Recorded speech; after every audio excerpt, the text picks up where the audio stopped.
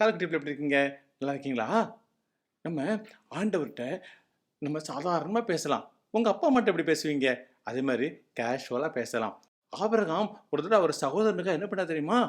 ஆண்டவர்கிட்ட 50 பேர் இருந்தால் எப்படி, 40 பேர் இருந்தால் எப்படி, 35 அப்படின்னு 6 தடவை சின்ன பிள்ளை மாதிரி பேசினாராம். ஆண்டவருடைய சகோதரன் மேல இருக்கிற பற்றை கேட்டு, நீ கேட்ட நிமித்தமாக உன் சகோதரனை நான் காப்பாற்றுன்னு சொல்லி சொன்னபடியே செய்தாரு. நீ ஆண்டவர்கிட்ட எதுனாலும் உன்னை குழந்தைத்தனத்தோட இயல்பா கேளு. ஆண்டவர் சாதாரணமா உன்னுடைய எல்லா விண்ணப்பங்களையும் அங்கீகரிக்கிறாரு.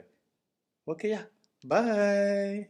அப்பொழுது அவன், ஆண்டவருக்கு கோபம் வராதிருப்பதாக நான் இன்னும் இந்த ஒரு விஷயம் மாத்திரம் பேசுகிறேன். 10 நீதிமான்கள் அங்கே காணப்பட்டாலோ என்றான். ஆதியாகமம் 18:32.